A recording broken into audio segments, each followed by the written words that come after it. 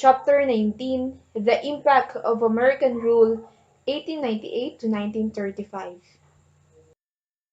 Most Filipinos would also agree that public health and sanitation, transportation and communication, education and literacy greatly improved under American rule. It is the realm of values and culture that more negative effects appear to be strong and more evident. Whatever were the effects of American colonial rule in the Philippines, were they beneficial to the Filipinos, to Americans, or both? So, what is the impact of American rule on the Filipinos and their economy, politics, society, and culture? Most accounts point to an overall positive benefits of American rule to the Filipinos. So United States improved the economy and system of government where the Filipinos had greater political participation and more economic gains. The American rule caused great marks of colonial mentality and the materialistic and individualistic ways among many Filipinos. Education and school system. America's greatest achievement in the Philippines was the introduction of the public school system. In contrast to the Spanish system of education, it was open at all. The public schools were also a circular orientation. It was not a system based on the idea of life after death, but based on a life here on earth. It emphasizes honesty, civic cooperation with the government and its work of advising the welfare of people, mutual help, love of labor, and advancement of learning. So the church had nothing to do with the public school system because the American made sure that the church and the state were separated. This means that the state had no right to interfere in religious affairs, and similarly the church had no right to interfere in purely governmental or secular affairs. After the Philippine-American War, the American teachers called the Thomasites were more successful in the campaign to educate the Filipino boys and girls of school age and even adults who wanted to learn English. Enrolled in the day and night classes. The result was that within a few years, many Filipinos learned the English language and were qualified to take civil service examinations. So by 1904, the American colonial government in the Philippines was able to send the first group of Filipinos, pensionados, and scholars to the United States. These Filipinos studied law, medicine, engineering, education, and other professions. Overall, the public school system increased the numbers of Filipinos who knew how to read and write. In 1903, the literacy rate was 44.2%. This rose to 49.2% in 1918, when the second census was taken. The number of schools under the Americans increased, aside from schools and colleges, and the University of Santo Tomas, which continued to operate during the American regime. More schools, colleges, and universities were founded. The oldest university founded during the Americans was Suliman University in Dumaguete City, followed by Central Philippine University in Iloilo City.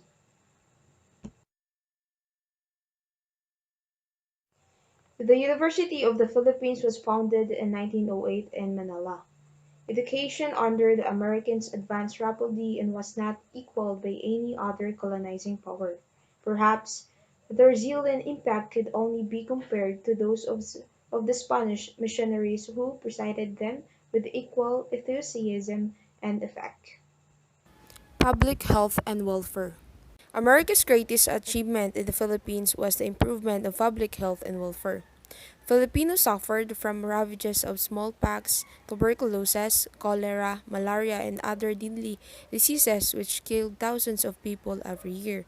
So public health and sanitation were every poor during the Spanish regime.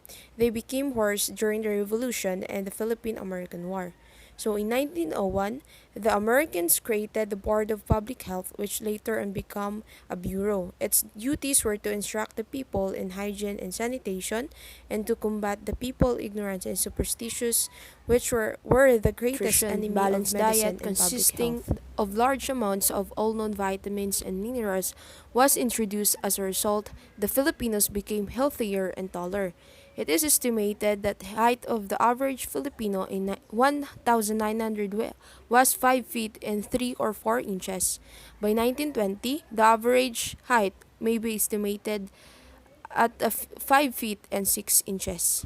Improvement of trade and industry. The free trade relations between the Philippines and the United States lead to artificial prosperity. Free trade relations mean the Filipino products entering the United States were not taxed, and American products entering the Philippines were likewise free of duty. As a result of this free trade relation, Philippines export to the United States increased. So in 1909, Philippines exports amounted to 60.9 million pesos. In 1910 to 1914, it rose to 94.7 million pesos. In 1914 to 1918, the amount of exports further increased to 177.3 million pesos. And in 1925 to 1930, the export amounted to 297.9 million pesos. Except during the World War I from 1914 to 1918, Philippines' foreign trade enjoyed a variable balance of trade. This means that Philippine exports were bigger than imports. In industry, the Philippines also prospered under the Americans. Coconut oil mills, sugar and cigarette factories, rope factories, fishing and fishing caning, alcohol small distilleries, and sugar central were established throughout the Philippines. More laborers were employed in Filipino capital, although small and demand began to be invested in industries. Mining, which the Spaniards did not improve and explode, was encouraged and became an important industry. In 1929, gold mining produced almost 7 million pesos worth of gold. In 1935, the year of the Commonwealth, it produced almost 32 million pesos worth of gold. Transportation and communication. Alongside the improvements in health and sanitation, the Americans also improved the various means of transportation and communication. Spain was ousted from the Philippines by the Filipinos. The Philippines has less than 2,000 kilometers road. The length was increased more than 20,000 kilometers when the Commonwealth was inaugurated. During the Spanish period, bridges and culverts number less than 3,000. The railway line was likewise extended. In 1935 it rose to more than 1,000 kilometers. The Manila-Dagupan Railway, founded during the Spanish period, was acquired by the government and became the Manila Railroad Company. The railway line was extended to the provinces of northern and southern Luzon, thereby bringing them closer than before. Democracy and civil liberties. President McKinley's principles of American policy toward the Philippines were rooted in the recognition of human rights as the foundation of any democratic system. Spanish regime did not recognize it practiced in the value of equality and freedom.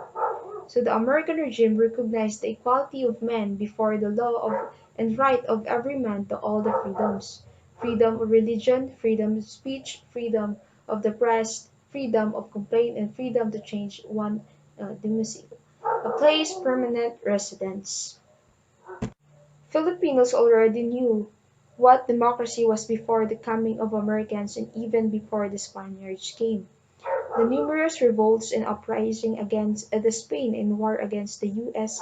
occupation all signify the people's desire to be free from foreign control.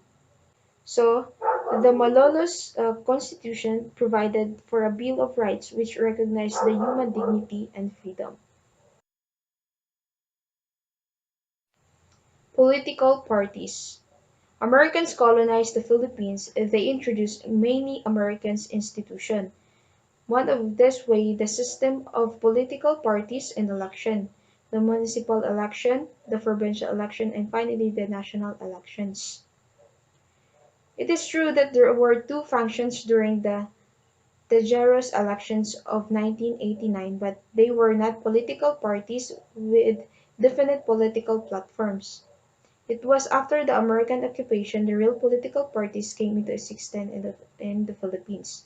So the parties then had a political platform which Filipinos learned from the Americans. In time, the good as well as the bad characteristic of political party system in the United States were adopted by the Filipinos. The result of this system of political party was the increase in the knowledge of government machinery and government affairs by the wealth and the educated Filipinos. This type of politics ironically was depended during the time of Governor General Harrison when more Filipinos came to the control and lawmaking body and government bureaucracy.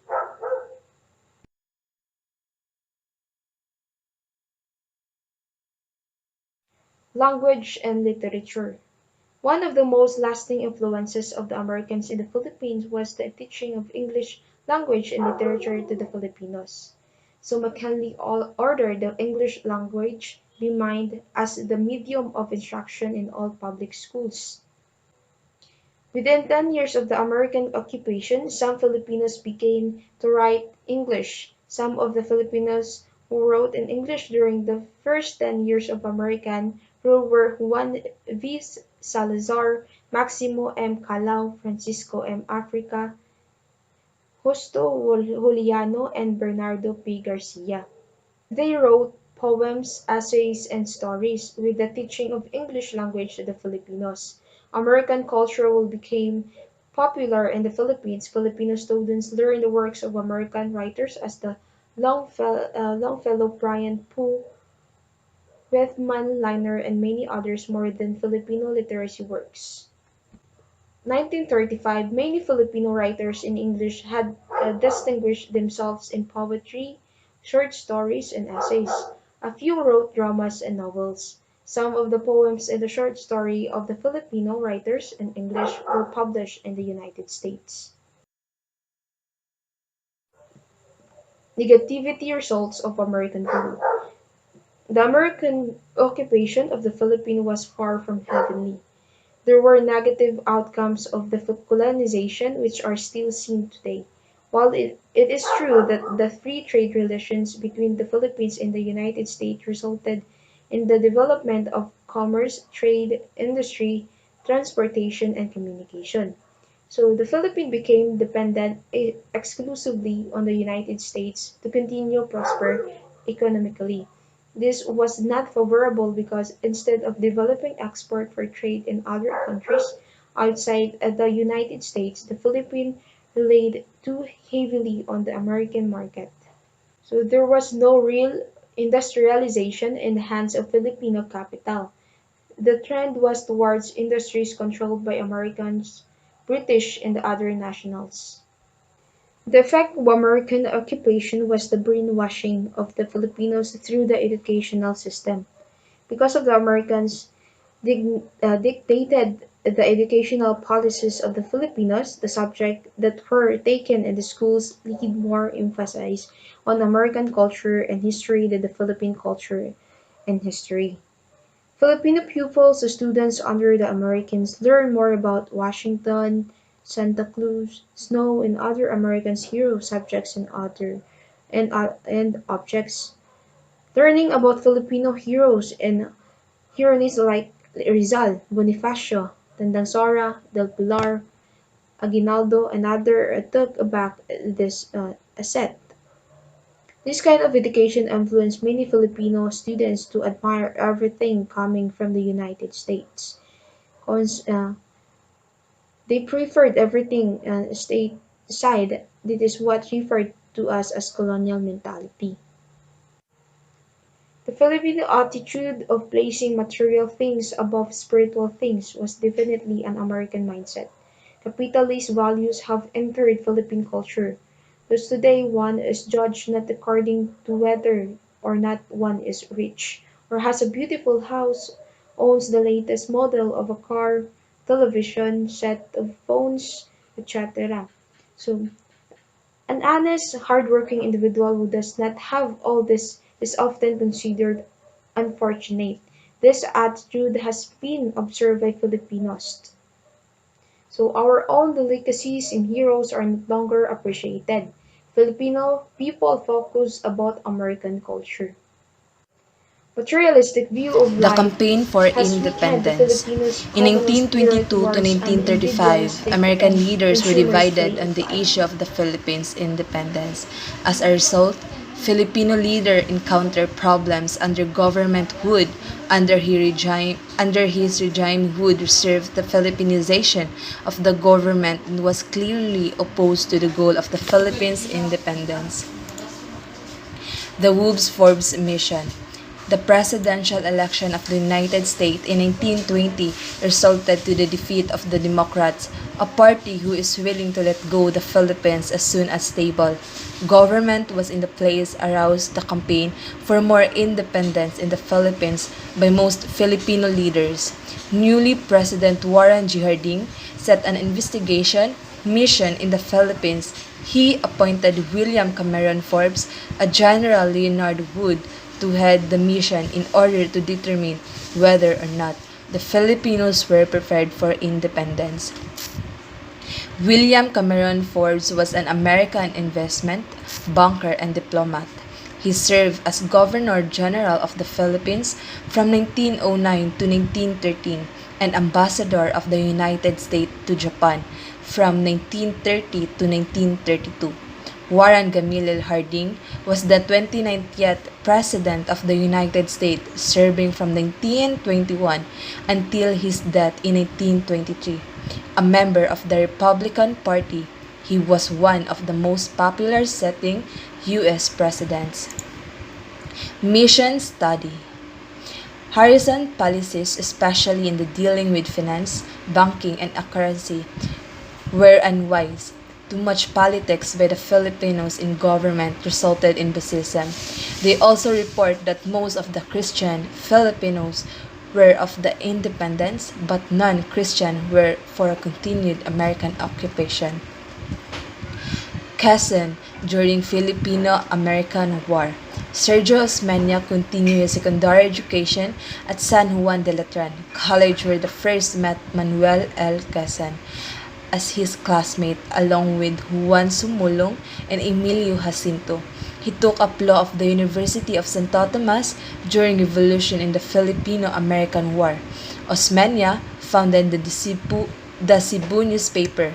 He served on the war staff of the General Emilio Jacinto as a journalist in 1904. The American colonial administration appointed him governor of Cebu. 2 years later, he was elected governor of Cebu. While governor, he ran for election to the First Philippine Assembly of 1907 and was elected Speaker of the body. Osmeña was elected to the Philippine National Assembly in 1907. Manuel L. Quezon.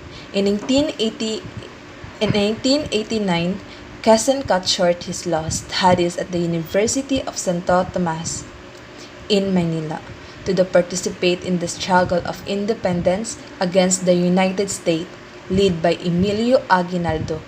During the Philippine-American War, he was an ayuda de campo to Emilio Aguinaldo. He rose to the rank of the major and in the Bataan sector. However, after surrendering in 1907, he made his first break in the American press. He worked for a time in interim government service as an time and interim government service and appointed fiscal for Mindoro. He became a councilor and was elected governor of Tayabas in 1906. After hard election, in 1907, he was elected to the First Philippine Assembly in 1916 elected into the Philippine Senate and later became Senate President In 1935, Quezon won the Philippines' first national presidential election under the banner of the Nacionalista Party against Manuel Malvar. Conflict between Osmeña and Quezon. Osmeña, he is a speaker of the first Philippine Assembly, described as a number two man in the government. He also believed that leadership should be exercised by one person, not by a group. Quezon, he is the presidential of Senate Assembly and also thought to outrank Osmeña. He also believed that political leaders should be exercised collectively. No one should dictate policies, but instead, all should participate in their formulation. But, of course, both were of the Philippines' independence, merged and reconciled the work under the theme Filipino Political Leaders. Cabinet Crisis. Manuel L. Quezon had a quarrel with the governor. The cause of the quarrel concerned as an American detective in Manila Police Department. Coley was suspended for allegedly accepted and committing acts of immorality. The suspension was approved by the Secretary of the Interior, Jose P. Laurel, but would instead that Coley be brought to trial. So Laurel requested that Coley be investigated administratively, to which Wood agreed in the end was found not guilty. Quezon took advantage of that case, attacked with and branded him as an anti-Filipino.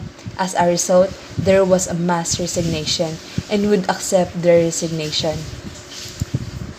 Board of Control case is that the Board of the Control was composed of the Government General and Senate President and the Speaker of the House. Under the setup, and Governor General was always outvoted by the two Filipino members of the board, but Wood objected this and said that the Jones Law vested him executive control of the board. He abolished the Board of Control, to which Quezon and Osmeña in a case in Supreme Court but lost. Veto power. Quezon and Osmeña accused the exercising his veto power, the constitutional rights of the President to reject a legislative resolution without any restriction. The conflict would ended only his death in 1927. Senator Sergio Osmeña and Speaker Manuel A. Rojas was sent to the United States to appeal the granting of the Philippine independence. Among the groups of American citizens, these are the favor of the Philippines independence. Those are American Farm Group, American Labor Group, and isolationist one who is against involvement in conflict or war. This group in favor the independence of the country of a common reason. On March 23, 1935, President Roosevelt approved the Constitution of a Commonwealth government. On June 16 of the same year, an election was held. Quezon and Osmeña ran and the same ticket and won as a president and vice president respectively. The Commonwealth was inaugurated on November 15, 1935 in front of the Legislature building in Manila. Quezon Mission. Quezon, upon hearing the law, he thought that it was not good law, so he worked hard for the law to be rejected by the Philippine Legislature. Quezon went to the United States and worked with Senator. On March 4, 1934, stated that the retention of naval reservation and fueling stations instead of the retention of militarity and other reservation. Quezon did this on the purpose so that he would not be outwitted on Osmeña in terms of political rule and reign.